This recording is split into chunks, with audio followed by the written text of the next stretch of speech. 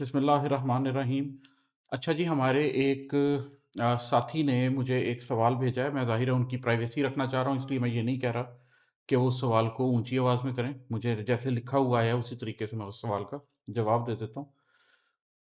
ان کا طلاق کے حوالے سے کوئی معاملہ ہے، وہ آلریڈی میرے سے کافی عرصے سے ڈسکس کر رہے تھے اور میں ان کو یہ گائیڈ کر رہا تھا کہ رشتے کو نبھائیں، لیکن اب وہ معاملہ وہاں تک پہنچ چکا ہے جہاں پر اب انہوں نے طلاق، دونوں میاں بیوی نے فیصلہ کیا ہے کہ طلاق لینی ہے۔ تو وہ اس بارے میں کچھ بنیادی باتیں پوچھ رہے تھے، تو میں نے سوچا کہ وہ میں اس طریقے سے گروپ میں ہی بتا دیتا ہوں۔ دیکھیں، مسئلہ یہ ہے کہ پاکستانی معاشرے میں جس طرح طلاق دی جا رہی ہے وہ تو بالکل اللہ اور اس کے رسول صلی اللہ علیہ وسلم کے بتائے ہوئے طریقے کے مطابق نہیں ہے۔ جب آپ نے کسی کو طلاق دینی ہو تو قرآن یہ کہتا ہے کہ آپ ان کو طلاق دیں اور زمانہ عدت میں ان کو ان کے گھروں سے نہ نکالیں۔ اور یہاں یہ بات بڑی سوچنے والی ہے کہ اللہ تعالیٰ نے یہ نہیں کہا کہ جب آپ ان کو طلاق دیں تو زمانہ عدت میں ان کو اپنے گھروں سے نہ نکالیں، بلکہ یہ کہا ہے کہ ان کے گھر سے نہ نکالیں۔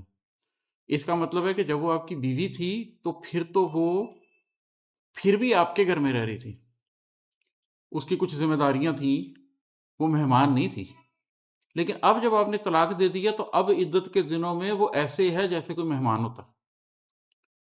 ٹھیک ہے؟ اب یہ ہے کہ ان کو ان کے گھر سے نہ نکالو، یہ مت سمجھو کہ وہ آپ کے گھر میں رہ رہی ہے اور آپ کے حوالے سے اس کی کس طرف کوئی ذمہ داری ہے، اب وہ اپنے گھر میں رہ رہی ہے۔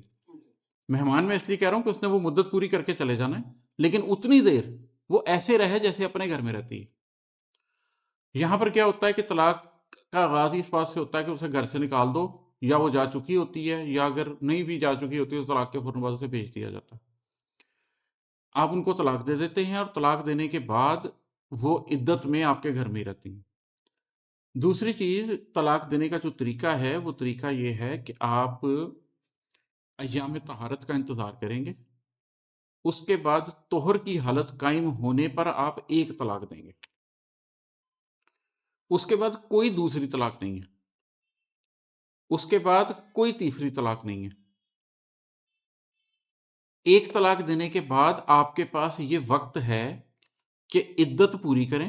اگر عدت پوری کرنے سے پہلے دونوں میں مفاہمت ہو گئی، کیونکہ پہلے بات زبانی تھی، اب حقیقی ہو گئی ہے، اب طلاق دی جا چکی ہے، اب عدت ایک ٹائم ٹکلر کے طور پر چل رہا ہے۔ تو جب وہ عدت کا ٹائم چل رہا ہے تو یا تو خاتون کو اور مرد کو یہ احساس ہو جائے گا کہ ہم نے غلطی کی ہے،